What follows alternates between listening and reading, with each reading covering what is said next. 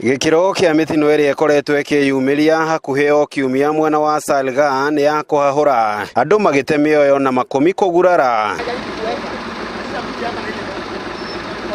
Mutino wa ica ikuhi mioyo ya andu eri ni urite na angi anana magatigwo na nguraro hiu thutha wa ngari muthemba wa matatu iria iramakuite kuguthana kiongo gwa kiongo na turera muthenya wa Jumatatu utuku thaa 3:30.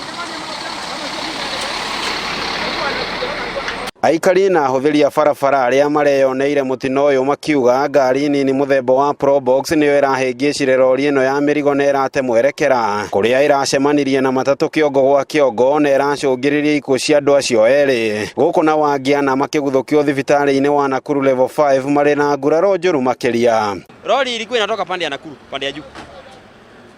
Na huyu jamaa Probox alikuwa ile ya katikati. Sasa kuona ni kama ile lori iko ina overtake pande ile. So akakutana katikati kwa climbing. Sasa huyu jamaa Probox akaona atakongo yeye akahepa. Amegonga nyuma hata gari ukienda ukiangalia imegonga nyuma pande ya dereva. So huyu jamaa tena ni kama aligonga ka cruise control akagonga hii matatu. Ni climbing lane. Alikuwa amepita climbing lane.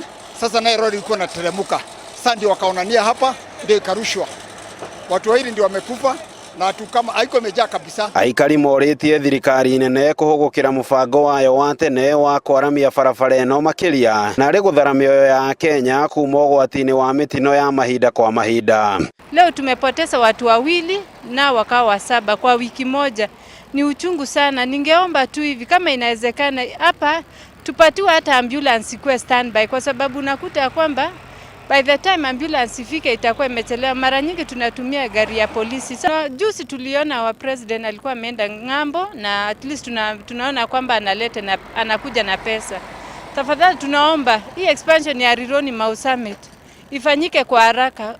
Ile maneno ya kwenda huko Mombasa adil na hapa kwanza Rironi Mau Summit expandiwe. Tunaomba hiyo. Handũ-inĩ ha ceceni ya Inooro TV kuma kaunti-inĩ ya Nakuru, rĩtwa rĩakwa nĩ Robert Wamaina.